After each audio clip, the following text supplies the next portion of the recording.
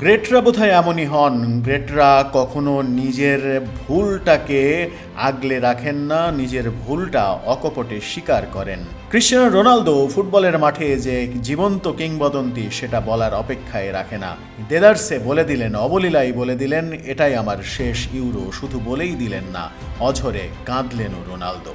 ক্যারিয়ারের একেবারে গোধূলি লগ্নে এসে গেছেন ক্রিশ্চিয়ানো রোনালদো। ৩৯ বছর বয়স, এই বয়সেও মাঠ দাপিয়ে বেড়াচ্ছেন ৫ বারের ব্যালন ডি'অর জয়ী এই ফুটবলার। তবে এবার অবসরের ইঙ্গিত দিয়েই দিলেন তিনি। চলমান ইউরো চ্যাম্পিয়নশিপে স্লোভেনিয়ার বিপক্ষে ম্যাচ শেষে জানিয়ে দিলেন এটাই তার শেষ ইউরো।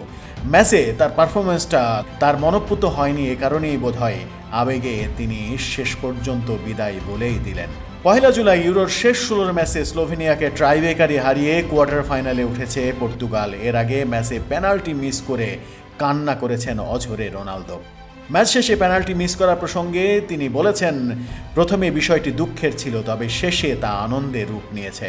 ফুটবলে এমন হয়, মাঝে মধ্যে এমন কিছু মুহূর্ত আসে যা আপনি ব্যাখ্যা করতে পারবেন না, আবার সেটাই সব কিছু নয়।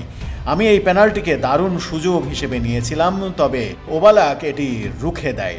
অবসর প্রসঙ্গে রোনালদো জানিয়েছেন, এটা অবশ্যই আমার শেষ ইউরো, তবে সেজন্য আমি আবেগপ্রবণ হয়ে পড়ছি না।